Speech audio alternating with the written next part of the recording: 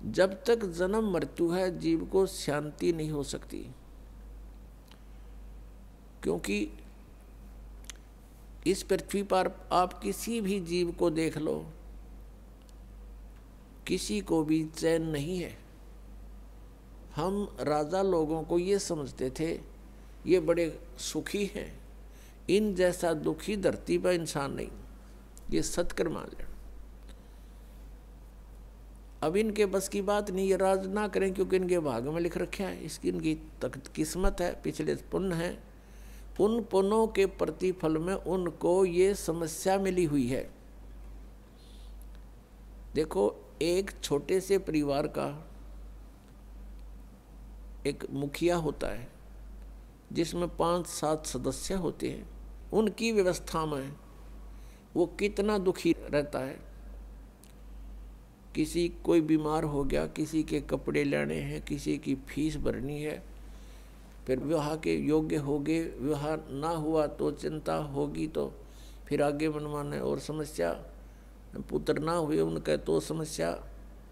तो कहने का भाव ये है, वो एक ही छोटे से परिवार के पोषण में रात को भी सपने में भी दुखी रहता है, और राजा तो एक बहुत बड़े क्षेत्र का मुखिया बन जाता है, पिता बन जाता है। राजा प्रजा का पिता होता है, और उसको कितनी चिंता रहती है, कहीं फ्लड आ गया है तो राजा को धक्कदेसी होगी, कि दुर्घटना होगी तो उसी को समस्या होती है, कहीं कुछ बनाना है, कहीं कोई अशांति फैल गई है, कोई एमएलए खिसकन की सोच रहा है तो नींद आवा नहीं।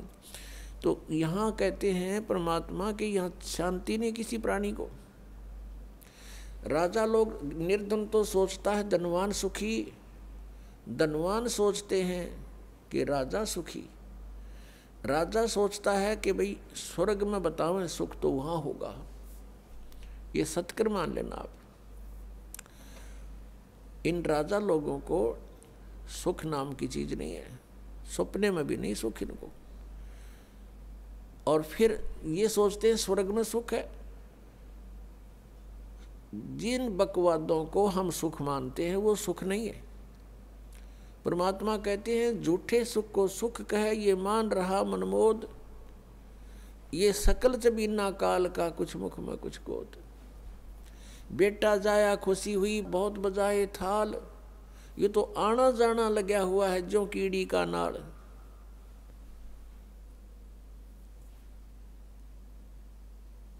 अब राजा सोचते हैं कि स्वर्ग में सुख होगा। अब स्वर्ग के देवता जो उनकी दुर्गति, उनके इतिहास पढ़कर देखो पुराणों में, कभी असुर और देवताओं का और असुरों का युद्ध हो गया, राक्षसों का। कभी देवता हार गए, कभी असुर हार गए। इंद्र जो स्वर्ग का राजा होता है, गद्दी छोड़ भाग गया, असुरों ने कब्जा कर लिया स्वर्ग पर। वो कहीं जंगल में भूखा प्यासा भटक रहा है, और इंद्र सोचता है कि ब्रह्मा विष्णु महेश सुखी होंगे। ये 3 लोग के एक एक विभागीय मंत्री हैं। अब ये ब्रह्मा विष्णु महेश कितने सुखी हैं। श्री विष्णु जी के अवतार श्री कृष्ण जी, श्री रामचंद्र जी, श्री रामचंद्र के रूप में राजा दशरथ के घर जन्म जब श्री विष्णु जी का हुआ, युवा हुए, युवा होते विवाह हुआ, विवाह होते ही वनवास हुआ, वनवास से सीता का हरण हुआ, यानी उसकी पत्नी का रावण उठा ले गया, और फिर रावण के साथ युद्ध हुआ। पुण्यात्माओं, करोड़ों व्यक्ति मारे गए वहां पर। तब सीता की वापसी हुई। वापसी आने पर बड़ी खुशी बनाई, नगरी में दीप जलाए गए घी के। सीता के वापस, श्री राम के वापस आने पर, सीता लौटा लाने पर, और कुछ दिनों के बाद सीता जी का निष्कासन कर दिया श्री रामचंद्र जी ने स्वयं ही। किस बात पर के एक धोबी ने व्यंग कस दिया, वो अपनी पत्नी को धमका रहा था रात्रि के समय। वो किसी उस आपस में कहा सुनी होने से उस धोबी की पत्नी घर से बाहर चली गई थी कहीं अपने रिश्तेदारी में। फिर वो वापस लेकर आया तो उसको धमका रहा था कि मैं तुझे घर नहीं रखूंगा, तू 3 दिन कहाँ रही। मैं दशरथ के पुत्र जैसा नहीं हूं जो वहां पर 12 वर्ष तक रावण के पास रही, उसको फिर घर ले आया। उधर से श्री रामचंद्र जी राजा थे अयोध्या के। पहले राजा लोग अपनी प्रजा के दुख सुखों को स्वयं ही जाना करते थे, रात्रि के अंदर वेश बदल कर घूमा करते थे। ये बात जब देखा कि किस घर में क्या आवाज आ रही है, वहां खड़ा होकर सुना, तब उसने सुनने को मिला कि मैं उस राजा दशरथ के पुत्र रामचंद्र जैसा नहीं हूं जो रावण के पास उसकी पत्नी रही और उसको घर में रखे हुए है। तो सुबह निकल जाना यहाँ से। इस बात को सुनकर ही श्री रामचंद्र जी ने सीता जी को निष्कासित कर दिया, निकाल दिया घर से कि नगरी के लोग मेरे ऊपर व्यंग कस रहे हैं और मैं ये बात नहीं सुन सकता। पुण्यात्माओं, जब सीता जी को रामचंद्र जी लाने लगे रावण का वध करके लंका का राज्य विभीषण को देकर, तब श्री रामचंद्र जी ने कहा था कि मैं तेरी परीक्षा लूंगा और यदि परीक्षा में सफल होगी तो मैं ले चलूंगा, नहीं तो नहीं ले चलूंगा। मैं तुझे अग्नि में जलाऊंगा, यदि तू अग्नि में जल गई तो समझूं तेरी कि तू कलंकित थी, तू रावण को समर्पित हो चुकी थी, और यदि अग्नि में तू नहीं जली तो मैं निष्कलंक जानूंगा, तब तुझे ले चलूंगा।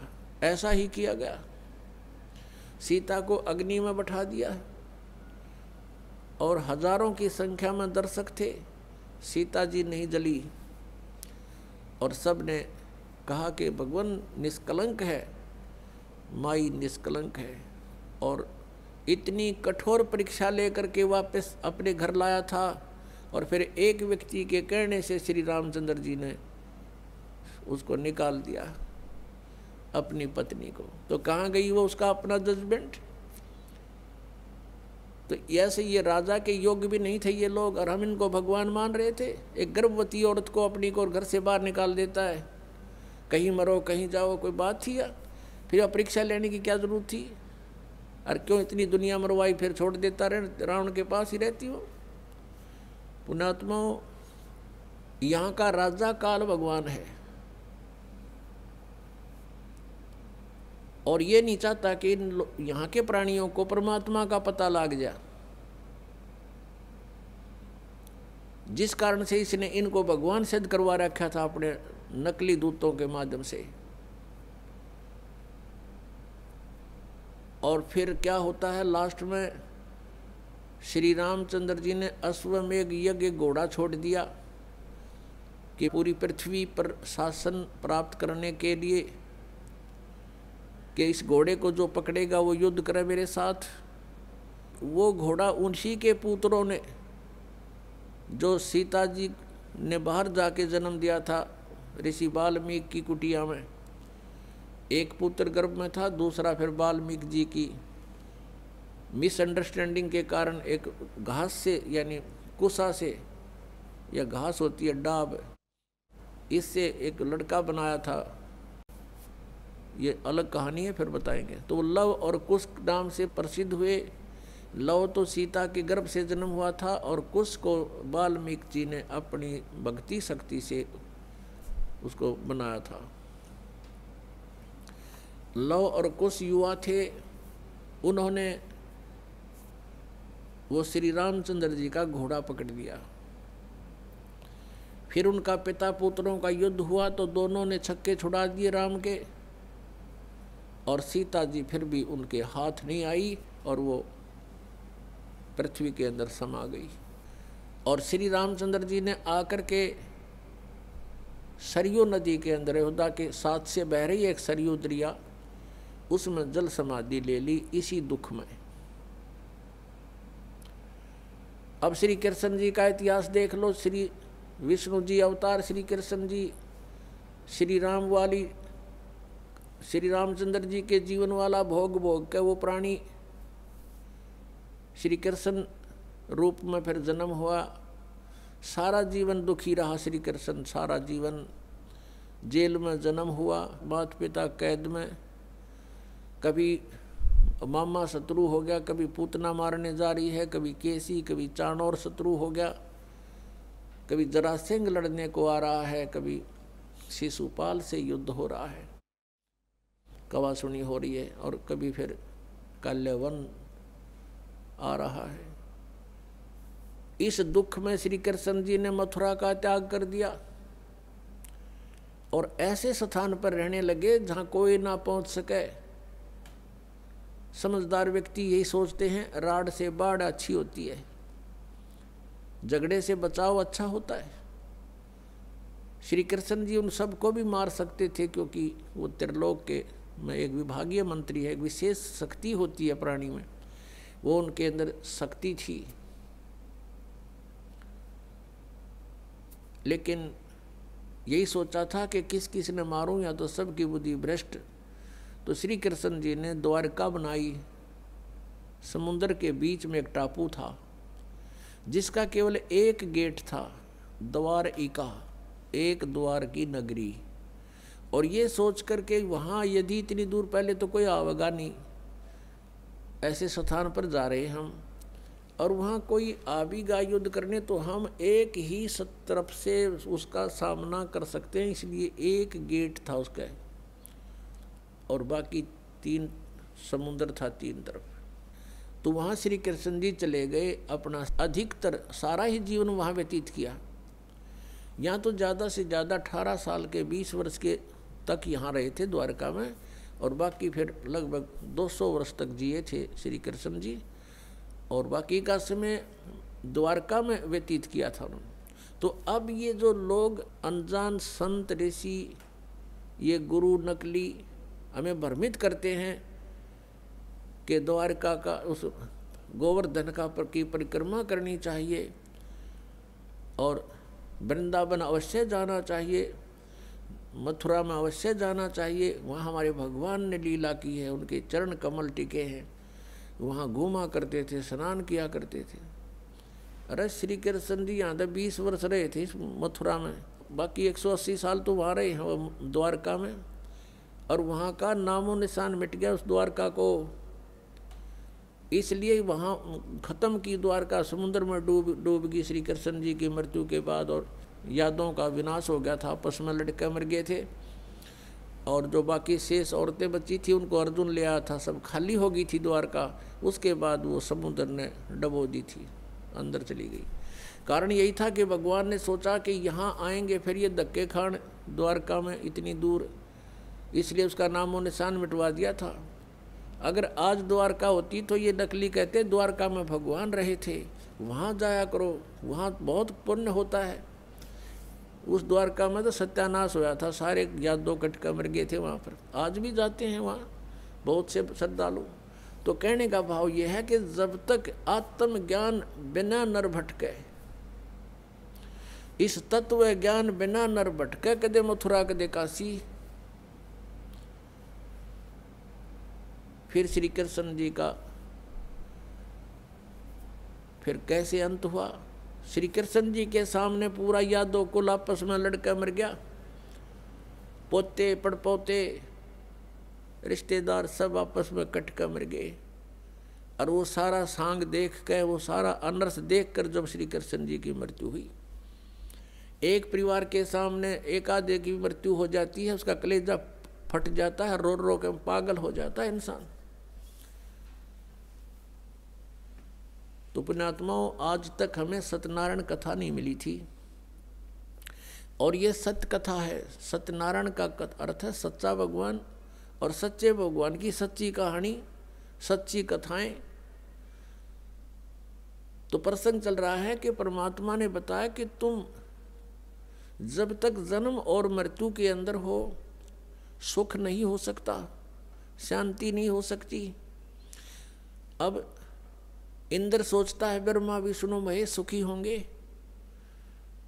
अब इन ब्रह्मा विष्णु महेश की आप देख रहे हो, श्री राम की, श्री विष्णु जी की, श्री कृष्ण जी की कैसे दुर्गति हुई।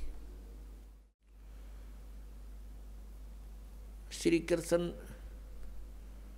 यानी ब्रह्मा विष्णु महेश सोचते हैं कि परमात्मा कोई और है, हम सुखी नहीं हैं। अब प्रसंग चल रहा है कि सत्यनारायण कथा जो है, सत्यनारायण का अर्थ है अविनाशी परमात्मा। ब्रह्मा विष्णु महेश ये सत्यनारायण नहीं है। श्री विष्णु जी को हम सत्यनारायण जानकर किसकी कथा सुना और सुनाया करते थे, सुनते और सुनाते थे। अधिक जानकारी के लिए जगत गुरु तत्वदर्शी संत रामपाल जी महाराज द्वारा लिखित पवित्र पुस्तकें ज्ञान गंगा, जीने की राह बिल्कुल निःशुल्क मंगाएं। अपना नाम, पूरा पता हमें व्हाट्सएप करें।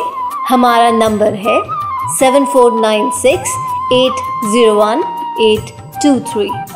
जगत गुरु तत्वदर्शी संत रामपाल जी महाराज के मंगल प्रवचन अब प्रतिदिन सुनिए MH1 श्रद्धा टीवी पर दोपहर 2 से 3 बजे, सारथी टीवी पर शाम 6:30 से 7:30 बजे, साधना टीवी पर शाम 7:30 से 8:30 बजे, ईश्वर टीवी पर रात 8:30 से 9:30 बजे।